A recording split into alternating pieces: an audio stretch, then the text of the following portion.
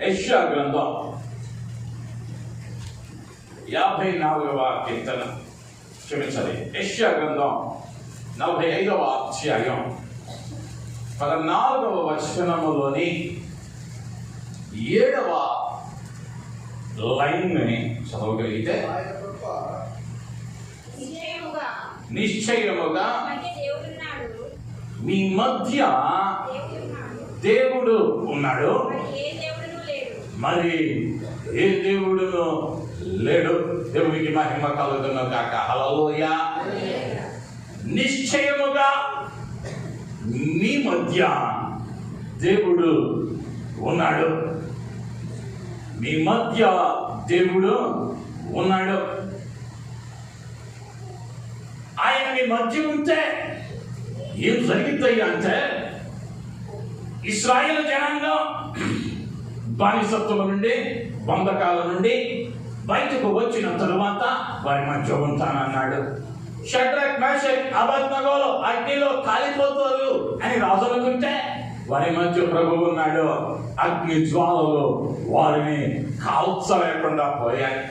ఆయన మీ మధ్య ఉంటే ఏం జరిగింది అంటే, 33.5 సంవత్సరాల ఆయన పరిచర్య కాలంలో 3.5 సంవత్సరాలు ఆయన పరిచర్య చేస్తే, ఆయన పరిచర్య కాలం, ఆ 3.5 సంవత్సరాలలో ఆయన ఎక్కడ ఉన్నాడో అక్కడ ఒక అద్భుతం జరిగింది.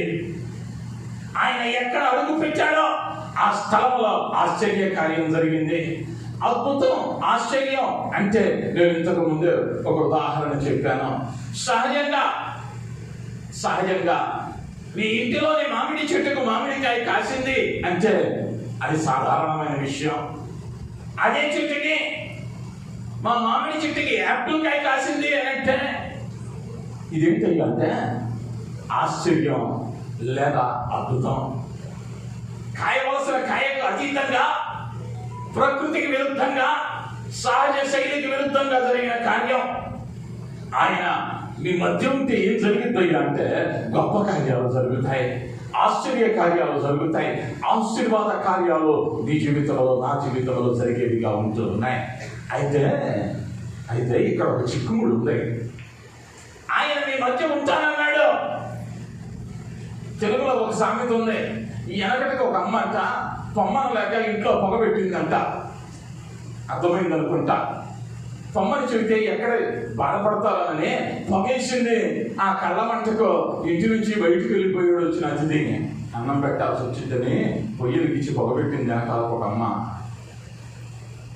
అంటే ఆ స్థలము ఆయన నివసించేదిగా ఉండాలి.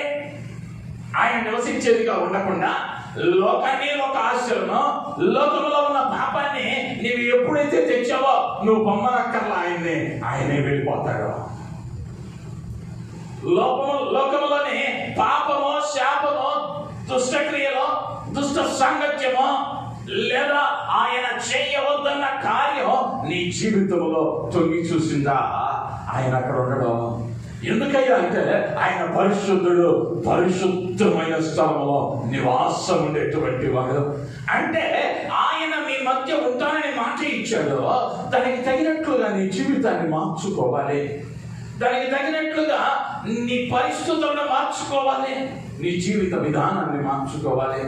ఇప్పుడు ఈ మందిరం ఉండాలనుకున్నా ప్రతి వారం వచ్చే పాస్టర్నే నేను, కాబట్టి మందిరంలో ఏర్పాట్లు ఏమీ మారవు. రేపు వారం పోప్ జాన్ పాల్ II గారు వస్తున్నాడు అనుకుందాం మందిరానికి. రేపు ఆదివారం పోప్ జాన్ పాల్ II వస్తున్నాడు అనుకుందాం. ఇప్పుడు ఉన్నట్టు మందిరం ఉన్నదా? ఇప్పుడు ఉన్నట్టు ఉంటుందా? ఎవరికి తెలియదు అనమాట. ఇప్పుడు ఉన్నట్టు ఉంటుందా ఉండదా? ఏంటున్నారు మాత్రం? హల్లెలూయా. ఇప్పుడు ఉన్నట్టు ఉంటుందా ఉండదా? ఉండదా? రూపురేఖలు మారతాయి. నువ్వు నేను వేసే వస్త్రధారణ మారింది. ఎందుకయ్యా అంటే వస్తున్న వ్యక్తికి ఇస్తూ ఉన్న గౌరవం అది. వస్తూ ఉన్న వ్యక్తికి ఇస్తున్న గౌరవాన్ని బట్టి ప్రదేశంలో మార్పులు జరుగుతూ ఉన్నాయి. లేకపోతే నీకు ఇంకా అర్థం కావాలంటే మీ ఇల్లు ఉంది, రోజు ఎట్టుంటుందో పాస్టర్ గారు ఎట్ట వచ్చేటప్పుడు ఎట్టుంటుందో, రోజు ఎట్టుంటుంది పాస్టర్ గారు వస్తున్నానని ఫోన్ చేస్తే ఎక్కడ సర్దుకుంటాయి. ఎందుకయ్యా అంటే వస్తున్న వ్యక్తిని బట్టి వాతావరణం మారుతా ఉంది. ఇప్పుడు నీ మధ్యకు వస్తానన్న వారు ఎవరయ్యా అంటే సమస్తాన్ని మాట చేత సృష్టించినటువంటి దేవుడు. ఇప్పుడు ఆయనకు అనుకూలంగా ఉండాలి, ఆయన అక్కడ నివాసం చేయాలి అంటే ఆయన వస్తూ ఉన్నటువంటి స్థలము ఆయనకు ఉండటానికి అనుకూలంగా ఉంటేనే ఉంటాడు. ఆయన ఉండటానికి అనుకూలంగానే ఉంటేనే ఉంటాడు. లేదంటే మాకు లోకం కావాలి, దేవుడు కావాలి అంటే ఆ స్థలం ముందు నా ప్రభువు నివసించేవాడు కాదు. ఆయన మాసంలో వాగ్దానం చేస్తా ఉన్నాడు, నిన్ను నీవు పరిశుద్ధపరుచుకొని నీ హృదయంలో చోటిచ్చి, అయ్యా ఇది నాన్న మాట్లాడావు, మీ మధ్య దేవుడు ఉన్నాడు అన్నావు, మా మధ్య నీవు ఉండమని, దానికి తగినట్లుగా నా జీవితాన్ని మహోత్సవని నీవు అడగగలిగితే నా దేవుడు ఈ మాసము ఆయన మీ మధ్య ఉండేటువంటి దేవునిగా ఉంటూ ఉన్నాడు. హల్లెలూయా, హల్లెలూయా. ఆయన మన మధ్య ఉంటే ఏం చేస్తాడయ్యా అంటే మొదటిగా నిర్గమకాండం 17వ అధ్యాయం 6-7 వచనాలు. ఇదిగో అక్కడ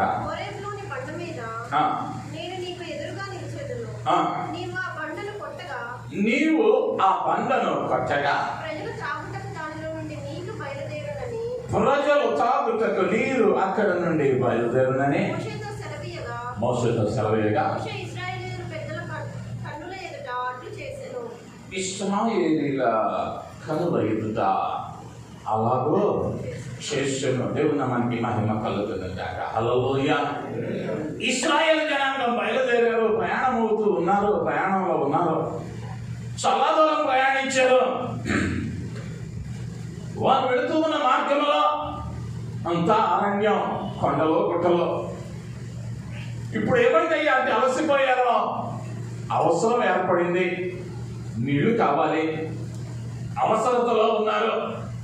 సహజంగా ప్రభుత్వాలు కూడా ఆలోచించేది మానవునికి లేకపోతే ఓటరుకు కావలసినటువంటి సహజ అవసరాలు, ప్రాథమిక అవసరాలు, తిండి, నీరు, బట్ట.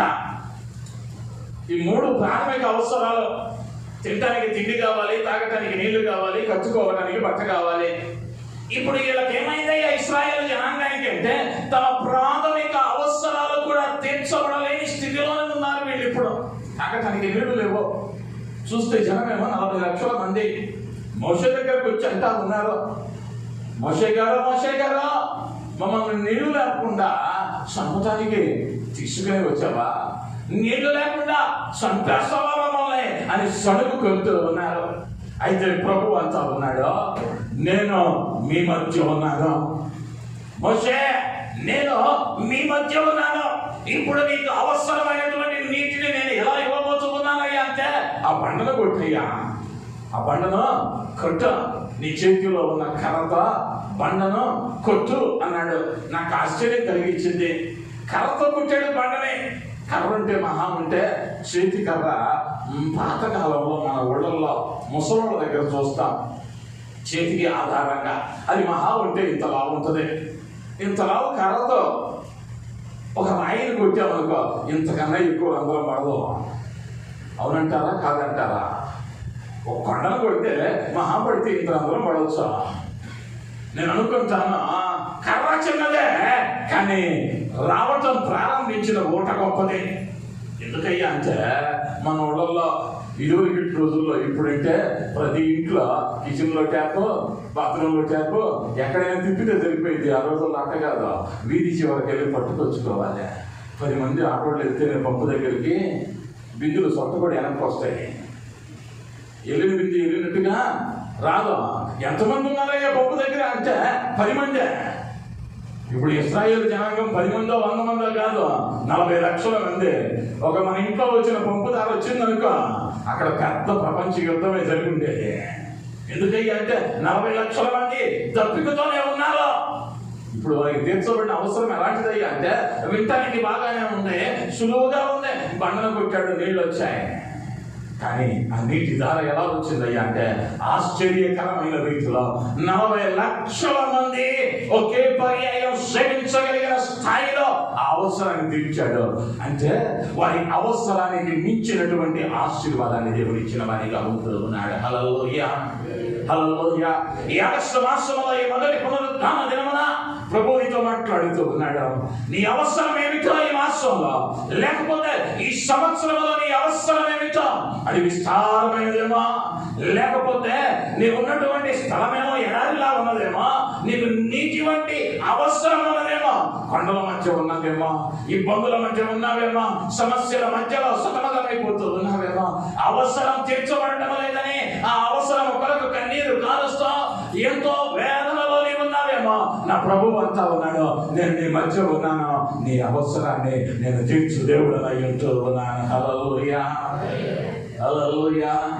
ఆయన అవసరాన్ని తీర్చేటువంటి దేవుడు. నీ అవసరం ఏదైనా కావచ్చా, నీ అవసరం ఏదైనా కావచ్చు. ఆయన దేనినైనా చేయగలిగిన దేవుడు. ఆయనకు అసాధ్యమైనదే ఏమీ లేదు. ఒకవేళ నీకు తెల్లారితే 5 కోట్ల రూపాయలు కావాలన్నా ఆకాశాన్ని విప్పి ఆయన కురిపించగలిగిన సమర్థుడు. ఎందుకయ్యా అంటే నేను ఆరాధించేటువంటి దేవుడు ఐశ్వర్యవంతుడు. ఆయన ఐశ్వర్యవంతుడు. ప్రపంచంలో ఆయన కన్నా ఐశ్వర్యవంతుడు మరి ఎక్కడా లేడు. ఎందుకయ్యా ఆయన అంత ఐశ్వర్యుడు అంటే భూమి అయిందే, భూమి ఆయనదే. 10 ఎకరాలు ఉంటే మనల్ని పట్టుకోవటానికి కుదరదు. 10 ఎకరాలు ఉంటే మనల్ని పట్టుకోవటానికి కుదరదు. ఆయనకి 10 ఎకరాలు కాదు, 10 ఊళ్ళు కాదు, 10 దేశాలు కాదు, సృష్టి యావత్తు ఆయనదే. ఆయన ఐశ్వర్యవంతుడైన దేవుడు. నీ అవసరం తీర్చడం ఆయనకి స్వల్పమైన కార్యం, స్వల్పమైన కార్యం. అయితే నువ్వేం చేయాలయ్యా అంటే ఆయన నీతో ఉండనట్లుగా నీ జీవితాన్ని మార్చుకోవాలి. ఆయన కోరుకున్న రీతిగా నీ జీవితాన్ని మార్చుకోగలిగితే, ఇప్పుడు ఒక యవనస్తుడు ఉన్నాడు అనుకుందాం, ఒక యవనస్తురాలు ప్రేమించాడు అనుకుందాం, ఏం చేస్తాడయ్యా అంటే ఆమెకి ఏమి ఇష్టమో దానికి తగ్గట్టుగా ఈ అలవాట్లు మార్చుకుంటాడు. లేకపోతే ఇంకో రకంగా చెప్పుకుంటే పెళ్ళి అయిందనుకుందాం, కొత్తగా వచ్చిన పెళ్లి కూతురు ఏం చేసిందయ్యా అంటే ఇప్పుడు భర్తకు అనుగుణంగా తన పద్ధతులు మార్చుకునింది. ఎందుకయ్యా అంటే లేకపోతే చేతికి భర్త కలిసి ఉంటాడన్న భయంతో ఇప్పుడు ఏమైందయ్యా అంటే అలవాట్లను, ఆహార విధానాలను, మాట్లాడే పద్ధతులను మార్చుకుంటదే. ఎందుకయ్యా అంటే అతనిని ప్రేమించింది కాబట్టి, లేదా అతనిని ఇష్టపడింది కాబట్టి, తనతో కలిసి బహుకాలం నడవాలి కాబట్టి, ఇద్దరూ కలిసి ఒక ఇంటిలో ఉండాలి కాబట్టి. ఇప్పుడు నీతో ప్రభువు ఉండాలి అంటే ఆయనకి ఇష్టంగా నీ జీవితం మార్చబడాలి, నీ జీవితం మార్చబడాలి. కానీ ఇప్పుడు మోడర్న్ ట్రెండ్ నడుస్తా ఉంది. మేము ఒకే ఇంట్లో ఉంటాం, ఎవరి ఇష్టం వచ్చినట్టు వాడు ఉంటాం. బహువేదనకరం ఏంటో తెలుసా? ఒకే ఇంట్లో ఉంటారు, ఆ రూములో ఉన్న భార్యకి ఈ రూమ్లో నుంచి మెసేజ్ పెడతాడు, అన్నం అయిందా? వేదన కాదా? దేశాలు చూసుకోలేవా? లేకపోతే గురించి మాట్లాడలేవా? మాట్లాడుకోలేదా? ప్రభువు మీ యొద్ద ఉండాలి అంటే ఆ ఇంట్లో పరిశుద్ధమైనదిగా ఉండాలి. ఆ ఇంటిలో ప్రభు ఉండాలి. ఆ ప్రభు ఉంటే నీ అవసరం ఏదైనా తీరుస్తాడు. నా ప్రభు అన్నాడు, ఆకాశ పక్షులను చూడుడి, అవి విత్తవో, కోయవో, పంటను కూర్చుకొనవో, అయినను మీ పరలోకపు తండ్రి వాటిని పోషించుచున్నాడే. మీరు వారికంటే ప్రభు శ్రేష్ఠులు కదా అన్నాడు. పిచుకలు ఎక్కడా పంట ఇలా, ఏ పొలాన్ని కమలా, ఎక్కడా కౌలు చేయిందా, కానీ అది మనం పుట్టిన దగ్గర నుంచి చూస్తానే ఉన్నా. అయితే వాటికంటే శ్రేష్ఠులు అన్నారు. వాటికంటే శ్రేష్ఠులని ప్రభువే చెప్పాడు. ఆయన ప్రతి అవసరాన్ని తీర్చగలిగిన సమర్థుడు. పొరపాటు ఇక్కడ జరుగుతూ ఉన్నది అంటే వాగ్దానం చూసిన వాడు నమ్మదగిన వాడు. ఆ వాగ్దాన్ని స్వతంత్రించుకునేటువంటి క్రమంలో ఆయన మన దగ్గరే ఉండేటట్లుగా మన ప్రవర్తనను మార్చుకోవలసిన వారమై ఉంటూ ఉన్నాం. రెండవదిగా మనం గమనిస్తే నిర్గమకాండం 34వ అధ్యాయం 9-10 వచనాల్లో, నిర్గమకాండం ప్రభువా, నా మీద నీకు కటాక్షము కలిగిన యెడల నా మనవి ఆలకించుము. దయచేసి నా ప్రభువు మా మధ్యలో ఉండి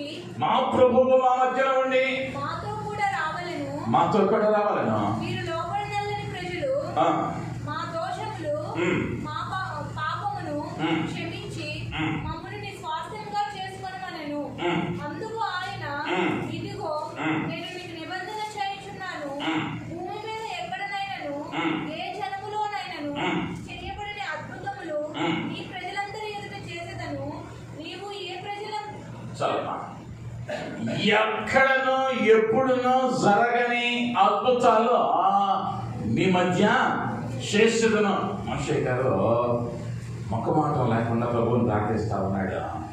అయ్యా, మేము పాపలం, లోపడగలని జనం, అయితే ఏం చేస్తావయ్యా అంటే మమ్మల్ని క్షమించి మా మధ్య నీవుండి నీవు మాకు తోడుగా ఉండమంటే ప్రభు అంటా ఉన్నాడు, నేను మీ మధ్య ఉంటాను వర్ష, నేను మీ మధ్య ఉంటాను. నేను మీ మధ్య ఉండి నేనేం చెయ్యబోతూ ఉన్నానయ్యా అంటే ఇంతవరకు ఎవరునో చూడనటువంటి అద్భుతాలను మీ మధ్య చేయబోతూ ఉన్నాను. ఆ కార్యాలు చూసినటువంటి నీ ఇరుగు పొరుగు వారు, ఆ ప్రాంతంలో ఉన్నవారు దానిని బట్టి ఆశ్చర్యపడేదారు అని లేఖనం చెబుతూ ఉన్నది. ఆశ్చర్యపడతారు. నీ జీవితంలో జరగబోయే అద్భుతం అంటే ప్రకృతికి అతీతమైనది. అద్భుతం అంటే ఆశ్చర్యాన్ని కలిగించేది. ఎవరి దగ్గరికైనా వెళ్ళి చెప్పండి, 5 రొట్టెలు 2 చేపలు 5,000 మంది తిన్నారయ్యా అంటే ఇచ్చెక్కిందా బాబయ్యా అంటాడు, నమ్మడు. 5 రొట్టెలు 2 చేపలు 5,000 మంది తిన్నారంటే ఎవరో నమ్మరా. ఒక్కడికి సరిపోయి ఆహారం వచ్చి 5,000 మంది అంటావేంటయ్యా అంటారా. కానీ నా ప్రభు అక్కడ ఉంటే ఏం జరిగిందయ్యా అంటే 5,000 మంది తినగా 12 గంపలు ఎత్తడం జరిగింది. హల్లెలూయా, హల్లెలూయా. ఎలాంటి కార్యాలు చేస్తానయ్యా అంటే ఇతరులు ఆశ్చర్యపడే కార్యాలు. సరేపద పట్టణంలో కాదండి, అయ్యా ఈ పూటకుంది, నాకు నా కుమారుడికి ఒక రొట్టె వచ్చిందయ్యా, అప్పం చేసుకుని తింటాం అందే. కానీ ఆ కొంచెం పిండి అందే, కొంచెం నూనె అందే, 3.5 సంవత్సరాలు తింటానే ఉంది, వస్తానే ఉంది. ఏ కొట్టుకెళ్ళి కొనుక్కోవాలా, ఏ పక్కింటికి వెళ్ళి అప్పడగలా. ఏం జరిగిందయ్యా అంటే అద్భుతం జరిగింది. ఆ అద్భుతం నీ ఇంట జరగాలి అంటే నీ ఇంట నా ప్రభువు ఉండాలి. నా ప్రభువు ఉంటానని మాట ఇస్తూ ఉన్నాడు. నేను మీ మధ్య ఉండేదనా, నేను మీ మధ్య నివాసం వచ్చేదనా, మీ మధ్య ఉండువాడనని ఆయన మాట ఇస్తూ ఉన్నాడు.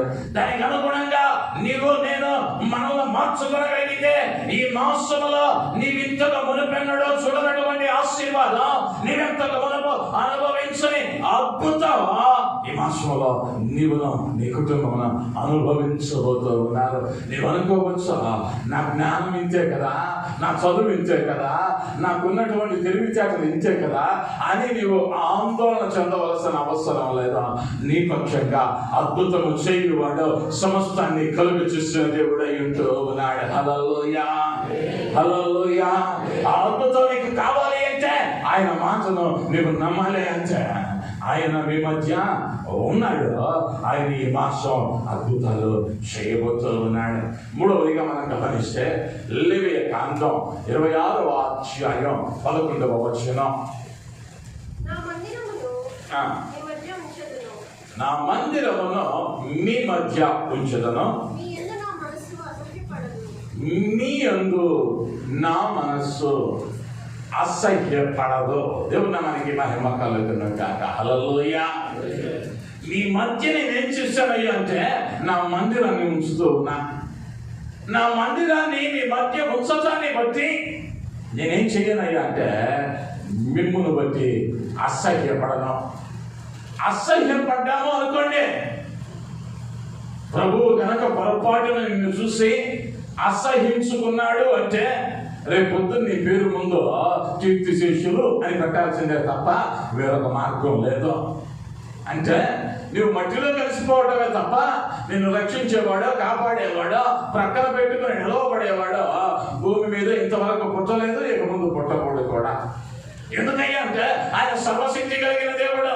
అయితే ఆయన నిన్ను అసహించుకొని అంటా ఉన్నాడు.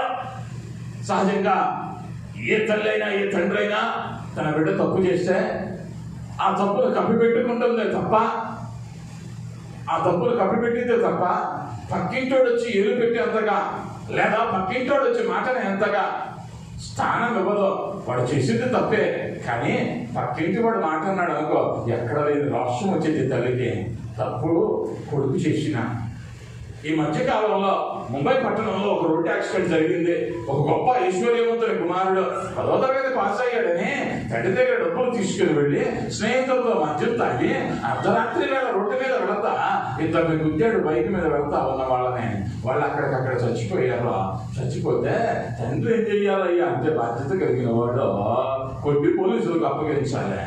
ఈ తండ్రి ఏం చేశాడయ్యా అంటే కొడుకును అసహించుకోవాలా, తాగొచ్చేవాళ్ళు చెట్ల వాడికి బెయిల్ ఇప్పియాలని వాడిని దాచిపెట్టి వానికి బదులుగా ఇంకొకరిని పెడతా ఉన్నారు పోలీస్ స్టేషన్లో. ఏ తండ్రి తన బిడ్డనా శత్రువుకు అప్పగించడం ఎందుకు చేయలేదయ్యా ఆ తండ్రి అంటే, ఆ తండ్రి చేసింది తప్పో ఒప్పో నేను నిర్ణయించడం లేదు. ఆ తండ్రి భయం ఏంటయ్యా అంటే, ఒకవేళ పోలీసులు ఎత్తుకెళ్తే నా బిడ్డలు చిత్రహింసలు చేస్తారు, నా బిడ్డలు వేదనకు గురి చేస్తారు. వాడు తప్పు చేశాడు, నేను మందలించుకుంటా. వాడు తప్పు చేశాడు, నా నలుగురి మధ్యలో నేను చెప్పుకుంటా అని ఆ తండ్రి అనుకుని ఉండవచ్చు. పరలోకపు తండ్రి కూడా మీ మధ్య నా మందిరాన్ని ఉంచానన్నాడు.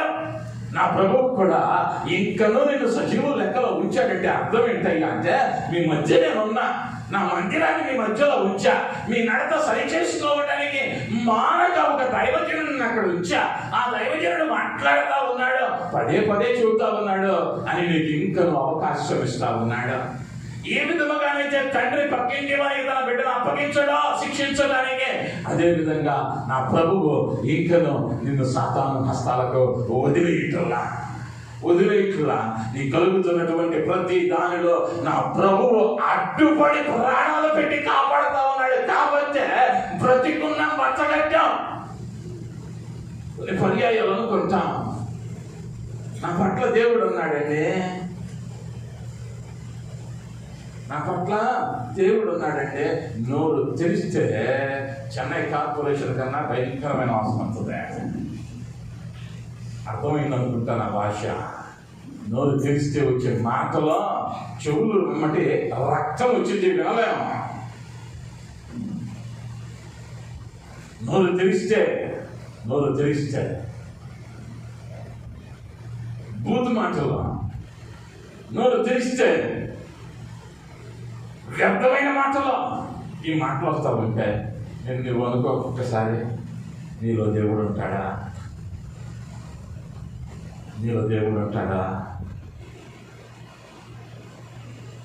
ఆయన నీ మీద అసహ్యపడే సమయానికి దగ్గరగా వెళ్తా ఉన్నావేమో. ఆయన నీ మీద అసహ్యపడక ముందే ఆయన ప్రేమలోనికి రావడానికి ప్రయత్నించా. ఎందుకంటే మీ మధ్య నా మందిరాన్ని ఉంచా. నా మందిరంలో ఏం చేయమన్నాడయ్యా అంటే, నీ ప్రవర్తనను సరిచేసుకోమన్నాడు. పాస్టర్ గారికి పేర్లు పెట్టమల్లా. ఎందుకయ్యా మందిరానికి వస్తామంటే ప్రవర్తనను సరిచేసుకోవటానికి. కొంతమంది వస్తారు, ఒకప్పుడు నేను కూడా ఈ పాస్టర్ బాగా చెబుతున్నాడా లేదా మార్కులు వేయడానికి మందిరానికి వెళ్ళేవాళ్ళం. సేవకుడా, ప్రసంగి కూడా కాదా, మార్కులు వేయడానికి మందిరానికి వెళ్ళేవాళ్ళు ఉన్నారు. మందిరానికి వచ్చావా, నీ ప్రవర్తనను సరిచేసుకోవాలి. నీ ధ్యాసంతా నా ప్రభువు మీద ఉండాలి. ఆయన మీద నీ ధ్యాస ఉంది. ఆయన ఉండటానికి నీ జీవితం అనుకూలంగా ఉంటే నీ మీద అసహ్యపడడు అంటే నిన్ను ప్రేమించాడు అనుకో. నీకు ఏది కావాలో ఆయన ముందుగానే ఎరిగిన దేవుడు. అటు ప్రతి అవసరాన్ని తీర్చువాడై ఉంటున్నాడు. హల్లెలూయా. ఆయన మీ మధ్య ఉన్నాడు. ఆ మీ మధ్య ఉన్నటువంటి దేవుడు ఏం చేస్తా ఉన్నాడయ్యా మన జీవితాల్లో అంటే, మొదటిగా మన అవసరాలను తీరుస్తా ఉన్నాడు. నీ అవసరం మా ప్రభువు యొక్క పరిశుద్ధమైన బలిపీఠం నుంచి చెబుతూ ఉన్నా, నీ అవసరం లోకంలో ఎవరు వచ్చినా తీర్చలేనిదిగా ఈరోజు ఉన్నదేమా? తలకు మించిన భారమేమా?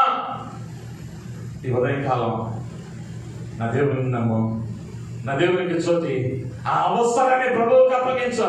అయ్యా నా దగ్గరికి వస్తానన్నావు, నాతో ఉంటానన్నావు, నా అవసరాన్ని తీర్చయ్యా అని ఒక్క కన్నీరు ఒట్టు రాజు చూడు. నా పరిశుద్ధ దేవుని మందిర స్థలములో నీ జీవితంలో అద్భుతం జరుగుతుంది. నోటి పాలు దానిలో ఎటువంటి అనుమానం లేదా? నమ్ముట నీ వల్ల అయితే నమ్మువానికి సమస్తము సాధ్యమనే నా ప్రభువు చెప్పిన వానిగా ఉన్నాడా? నేను ఎప్పుడు చెబుతా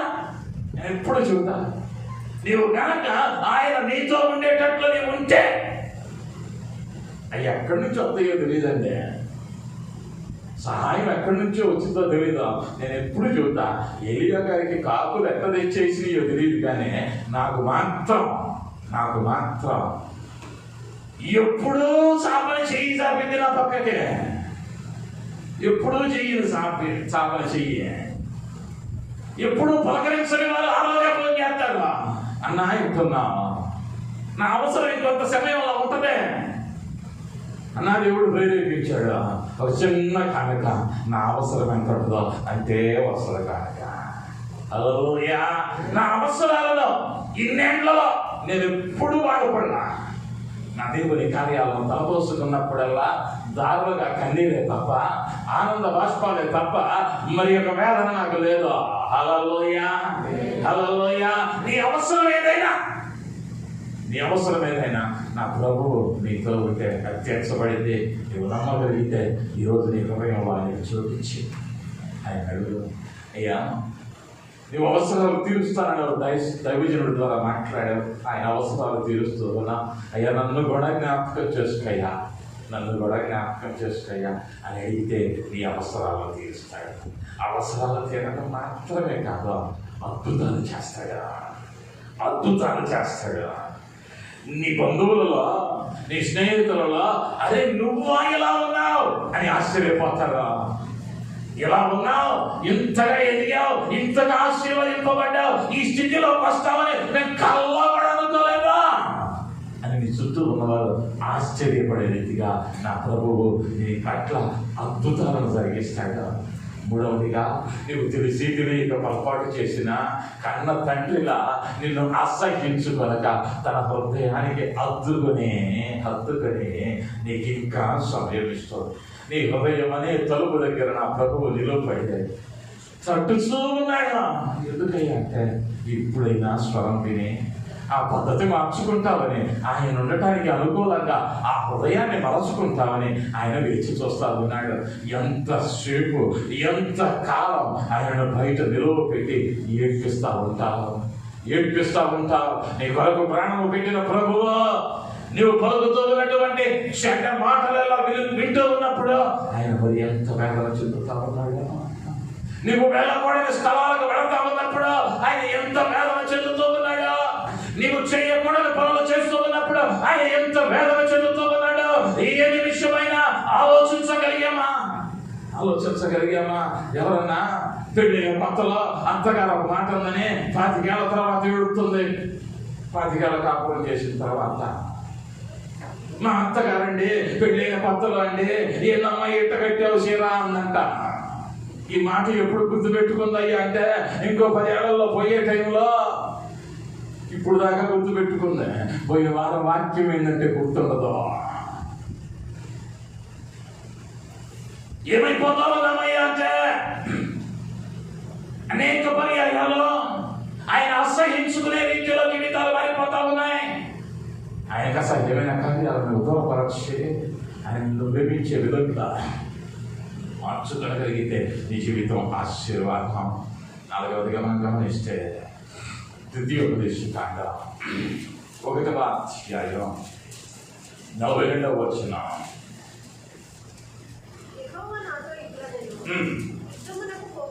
యుద్ధమునకు పోకుడి,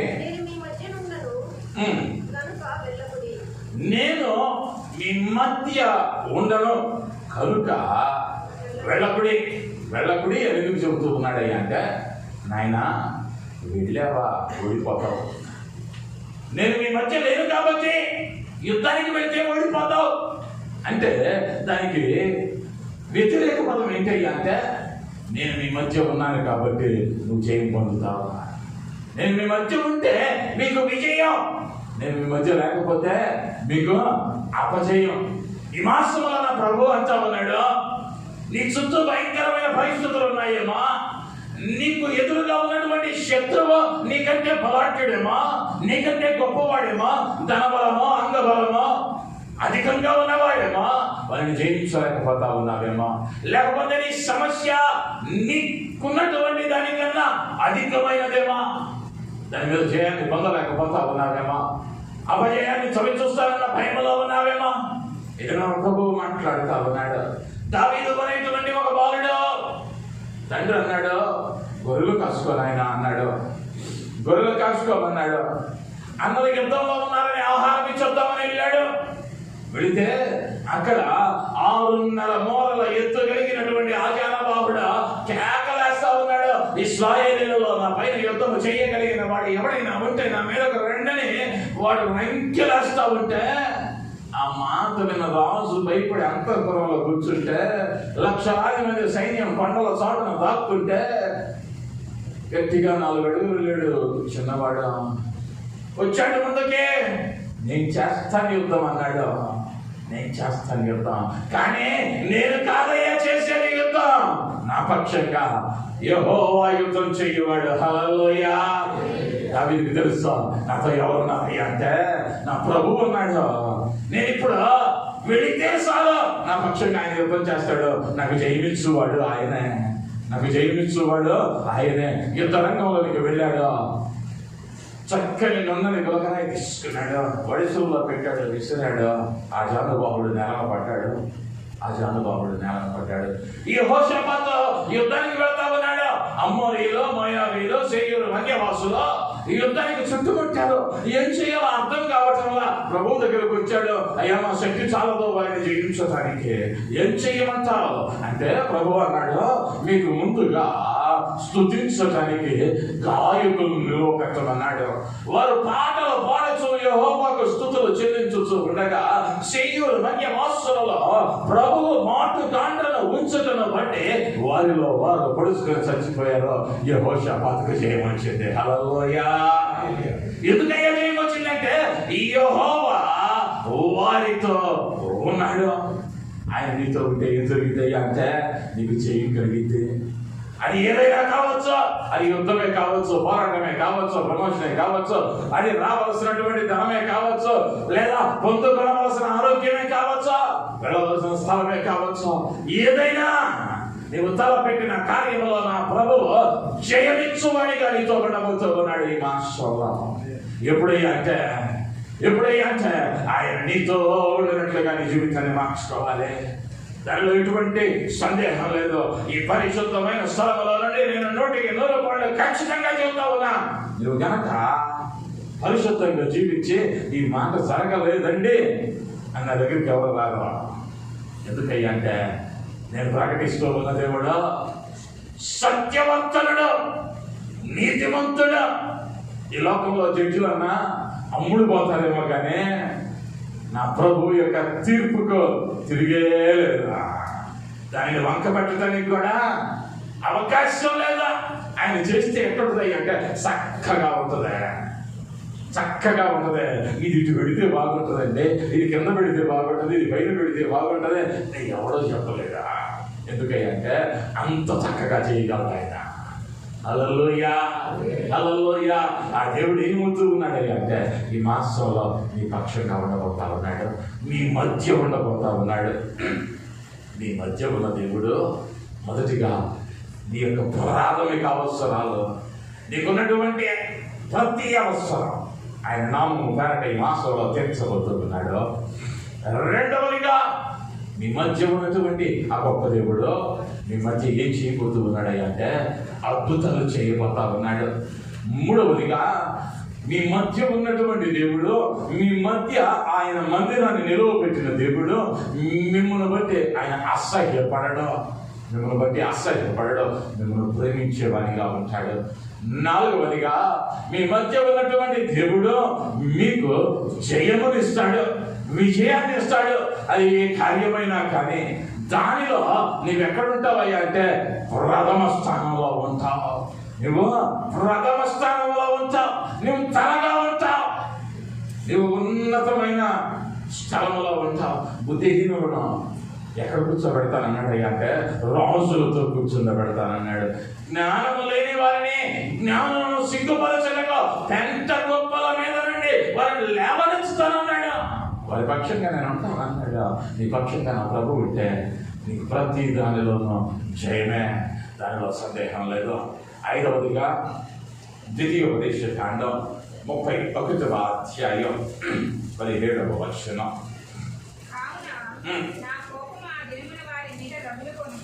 నా కోపము ఆ దినమున వారి మీద రగులుకొనును, నేను వారిని విడిచి వారికి విరోధి అవుతున్నా, వారు క్షీణించిపోదురు. విస్తారమైన కీడు ఆపదలు వారికి ప్రాప్తించును. ఇశ్రాయేలు జనాంగాన్ని గురించి అంటా ఉన్నాడు. నేను వారి మధ్య ఉండను. నేను వారి మధ్య ఉండకుండా ఉండటాన్ని బట్టి ఏం జరిగిందయ్యా అంటే విస్తారమైనటువంటి కీడు సంభవిస్తుంది. అంటే ఆయన వారి మధ్య ఉన్నాడనుకో కీడు వారి దరికి రాదు. ఈ మాసం వల్ల ప్రభు ఏం చేయబోతా ఉన్నాడయ్యా అంటే ఈ ఏ కీడు ఇప్పుడు సమీపించకుండా ఆయన కాపుదలనిచ్చే దేవునిగా ఉంటూ ఉన్నాడు. హల్లెలూయా, హల్లెలూయా. అనేక పర్యాయాలను ఆయన కాపుదలలో మనం ఉన్నామన్న సంగతిని మరిచిపోతాం. నేను వారి తెలివిగా అయిపోయానండి, బండి యాక్సిడెంట్ నుంచి తప్పించుకున్నానండి అంటాం. నీ తెలివి కాదు, ఆయన కాపుదల. అలాగే ఒక పర్యాయం ఒక దైవజనుడు ఒక దేశం నుండి మరి ఒక దేశానికి ప్రయాణమై వెళతా ఉన్నాడు. వెళతా ఉన్న క్రమంలో చాలా బిజీ షెడ్యూల్ ఉన్నటువంటి సేవకుడు తీరికుండదు. కానీ ఎయిర్పోర్ట్కి ఫ్లైట్ కమింగ్ టైం కన్నా 2 గంటల ముందే వెళ్ళాలి. సరే బయలుదేరాడు. ఫోన్ కాల్స్ వస్తూ ఉన్నాయి, ఎవరో ఒకళ్ళు సందర్శిస్తూ ఉన్నారు తన ఆఫీస్ని. ఎవరిని కాదని చెప్పలేడు, చేస్తూ ఉన్నాడు. సమయం అయిపోతూ ఉంది. సరే ఇంకో గంట సమయం ఉంది, రిక్వెస్ట్ చేసి ఎక్కేద్దామని చెప్పి బయలుదేరాడు ఎయిర్పోర్ట్కి. ఎయిర్పోర్ట్కి వచ్చేసరికి ఇంకో 10 నిమిషాలే ఉంది సమయం. గేట్లు మూసేసారు, బోర్డింగ్ పాసులు ఇచ్చేసారు, ఎక్కాల్సిన వాళ్ళంతా ఆ ఫ్లైట్ లో ఎక్కేసారు. ఇప్పుడు విమానం వెళ్ళబోతా ఉన్నాయి. గేట్ దగ్గరికి వెళ్ళి వెళ్తున్నట్టు ఉన్నాడు దైవజనుడు. అయ్యా నేను అర్జెంటుగా ఆ దేశం వెళ్ళాలి, ఆ దేశంలో నాకు 3 రోజులు కూడికలు ఉన్నాయి, దాని కొరకు ఎన్నో లక్షల రూపాయలు వెచ్చించాను, ఎంతో విలువ పెట్టి టికెట్ని కొన్నానయ్యా, దయచేసి నన్ను అనుమతించండి అన్నారు. ఎంతోసేపు ఆ 10 నిమిషాల ఫ్లైట్ బయలుదేరేంత వరకు బతిమలాడుతూనే ఉన్నాడు. ఫ్లైట్ బయలుదేరింది, అనౌన్స్మెంట్ వచ్చింది. ఇక బతిమలాడినా కూడా యోచన లేదనుకున్నాడు. వెనక్కి తిరిగాడు. ఒక్క నిమిషం నిరుత్సాహపడ్డాడు. అయ్యో అయ్యో నేను ఇంత వెలబెట్టి కొన్నానే, అయ్యా ఇంత వెలబెట్టి కొన్నానే, ఇంత వెలబెట్టి కొన్న నేను ఆయన పని కొరకే కదా వెళతా ఉన్నాను, ఆయన పని చేయటానికే కదా వెళతా ఉన్నాను. అయ్యో నాకెందుకు ఈ నష్టమని వేదనలో ఉన్నాడు. ఆ వేదనలో, ఆ నిరుత్సాహంలో, ఆ బాధలో నెమ్మదిగా ఈడ్చుకుంటూ నడుచుకుంటూ వస్తూ ఉన్నాడు. కొంచెం దూరం వచ్చాడు. 5 నిమిషాలు కలవలేదు. ఆ ఎయిర్పోర్ట్ అంతా ఆందోళనకరంగా మారింది. ఆ ఎయిర్పోర్ట్ అంతా ఆందోళనకరంగా మారింది. మైక్ లో ఒక అనౌన్స్మెంట్ వస్తా ఉంది. ఇప్పుడు ఏంటి అంటే ఫలానా నెంబర్ విమానమా అది బయలుదేరడానికి సిద్ధమైంది, గాల్లోనికి ఎగిరింది. ఎగిరే క్రమంలో సాంకేతిక లోపము వలన విమానము తేలిపోయింది. దానిలో ప్రయాణిస్తూ ఉన్న 121 మంది ప్రయాణికులు అక్కడికక్కడే చచ్చిపోయారు. ఇది వాస్తవ సంఘటన. అనేక సంవత్సరాల క్రితం జరిగింది. దైవజనుడు వెంటనే కుప్పకూలిపోయాడు. మోకాళ్ళ మీద కూర్చొని, అయ్యా నన్ను కాపాడటానికి ఆలస్యం చేస్తే నేనేం చేశానయ్యా అంటే అర్థం చేసుకున్నానయ్యా. నన్ను కాపాడటానికి ఫ్లైట్ మిస్ చేస్తే నువ్వు నా పక్షంగా లేవనుకున్నానయ్యా. అనేక పర్యాయాలు మనం కూడా కార్యం జరగలేదని, ఆలస్యమైందని అలుగుతూ అలసిపోతూ ఉంటాను. ఆయన మీ మధ్య ఉన్నాడు. నీకేం చేస్తాడయ్యా అంటే ఏ కీడు నీ ఎద్దకు రాకుండా ఆయన అడ్డుపడతాడు. ఇప్పటికే నీ మీద పడవలసిన కోడా దెబ్బలు ఆయన మీద పడ్డాయి. నీ పక్కటెముకలో దిప్పవలసిన సోమ ఆయన పక్కటెముకలో దిగింది. నీ చేతులలో కొట్టవలసిన మేకులు నా ప్రభువు కొట్టించుకున్నాడు. అయినా కూడా ఇంకను భరిస్తూ ఉన్నాడు నీ పక్షంగా.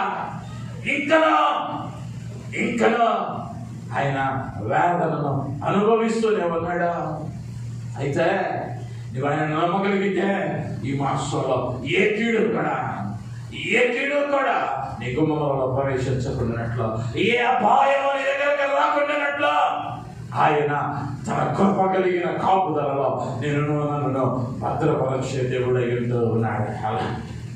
హల్లెలూయా, హల్లెలూయా. అనేక పర్యాయాలు మనం తెలుసుకునలేక, ఆయన మన మధ్య ఉన్నాడని గుర్తెరగలేక, మన ప్రవర్తనను సరిచేసుకొనక ఆశీర్వాదాన్ని పోగొట్టుకుంటున్నావేమో. ఈ నూతన మాసములో నా ప్రభువు వాగ్దానం చేసిన రీతిగా ఆయన మీ మధ్య ఉండబోతూ ఉన్నాడు. మీ మధ్య ఉన్నటువంటి దేవుడు నీ అవసరాలను తీర్చబోతూ ఉన్నాడు. నీవెవరైనా కావచ్చు, ఏ ప్రాంతమైనా, ఏ భాష అయినా, ఏ మతమైనా, ఏ కులమైనా, ఏ వర్గమైనా, ఏ రంగైనా, నా ప్రభువుకు పక్షపాతం లేదు. ఆయన దగ్గరికి వచ్చి, యేసయ్యా నువ్వు నాతో ఉంటానని మాట్లాడావు కదయ్యా, నాకు ఈ కార్యంలో సఫలతను దయచేయ్యా అని అడగగలిగితే చాలు. ఆయన ఉండేటట్లు నీ జీవితాన్ని మార్చుకుంటే చాలు. ఆయన నీ అవసరాలను తీరుస్తాడు. రెండవదిగా, అవసరాలు తీర్చిన దేవుడు అద్భుతాలను చేస్తాడు. నీ చుట్టూన్న వాళ్ళు ఆశ్చర్యపడు రీతిలో. మూడవదిగా, నిన్ను ప్రేమిస్తాడు, నిన్ను అసహ్యపడడు నీ మీద. ఎందుకయ్యా అంటే ఆయన మందిరంలో నీవు నీ ప్రవర్తనను సరిచేసుకుంటూ ఉన్నావు కాబట్టి. నాలుగవదిగా, నీ ప్రతి ప్రయత్నములలో ఆయన నీకు జయమిచ్చేటువంటి వానిగా ఉంటూ ఉన్నాడు.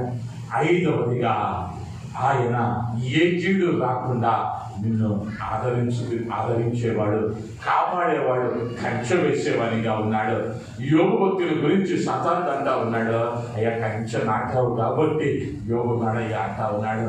యోగుకు నాటిన కంచె నీ ఇంటికి కావాలి అంటే నా యేసు నీతో ఉండాలి. యోగుకు నాటిన కంచె నీకు ఉండాలి అంటే, నీ ఇంటికి ఉండాలి అంటే, నీ రాకపోకలలో నీకు తోడుగా ఉండాలి అంటే, నీ ప్రవర్తన మార్చబడాలి. అది మార్చబడకుండా ఎంతమంది ప్రార్థించినా, ఎంతమంది ఉపవాసాలు ఉన్నా దానివల్ల ప్రయోజనం లేదు అన్న విషయాన్ని జ్ఞాపకం చేస్తూ ఉన్నా. ఆయన నీ మధ్య ఉన్నాడు. నమ్మగలిగినట్లయితే కళ్ళు మూసుకొని అయ్యా మా మధ్య ఉంటానని చెప్పిన యేసయ్యా, అయ్యా మాతో ఉంటానని మాట ఇచ్చిన దేవా, నీవు నా తోడు ఉన్నావయ్యా, నాకు భయమేమీ లేదయ్యా అంటూ ఆయన వైపు చూస్తూ, ఆయన నామాన్ని మహిమపరుస్తూ, ఆయన నామాన్ని ఘనపరుస్తూ, అయ్యా నీవు వాగ్దానం చేసిన రీతిగా నీవు నా తోడు ఉన్నావయ్యా, నీవు మా మధ్య ఉన్నావయ్యా. నీ అద్భుతాలను నాయనా అయ్యా మా మధ్య జరిగించు నాయనా, మా అవసరాలను తీర్చు నాయనా. అయ్యా మమ్మల్ని నాయన ప్రేమించు, మమ్మల్ని అసహ్యపడక మాకు జయాన్ని ఇచ్చి కీడు నుంచి తప్పించమని ఆయన వైపు చూస్తూ, చిన్న కలవే నీవు నా తోడు ఉన్నావయ్యా. అందరం కలిస్తే, నీవు నా తోడు ఉన్నావయ్యా. అందరం కళ్ళు మూసుకొని, నాకు భయమేలా నా యేసయ్యా, నీవు నాలోనే ఉన్నావయ్యా, నాకు దిగులేలా నా యేసయ్యా, నాకు భయమేలా, నాకు దిగులేలా, నాకు చింతేలా, నాకు మిగిలేలా, నీవు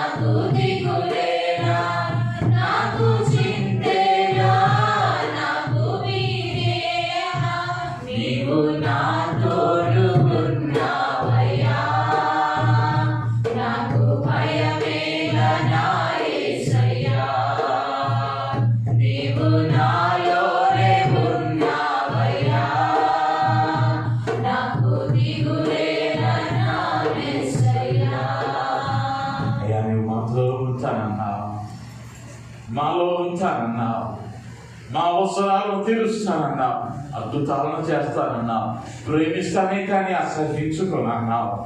అయ్యా జయమిస్తానన్నావు, కీడు రాకుండా కాపాడతానన్నావు. నీ బిడ్డలు ఎవరైతే తమ జీవితాలను నీకు అర్పించుకొని అయా ఈ దినమందు నాయన తమను తాము పరిశుద్ధపరచుకొనటం, నీవు ఉండటానికి అనుకూలంగా తమ జీవితాలను మార్చుకొని మలచుకున్నారో అయ్యా వారి జీవితాలలో ఈ మాసం నీ మాటలను నాయన స్థిరపరచున్నాయి, ఆశీర్వదించున్నాయి. ఈ వాగ్దాన ఫలాలనైనా ప్రతి నీ బిడ్డ అనుభవించాలని అయ్యా నేను మనస్సారా దీవిస్తున్నా. అయ్యా నీవు ఆమేనని ఆశీర్వదించున్నాయి. యేసు నామములో అడుగుతున్నాను తండ్రి, ఆమేన్ ఆమేన్. దేవుని నామానికి మహిమ కలుగుతుంది కాక.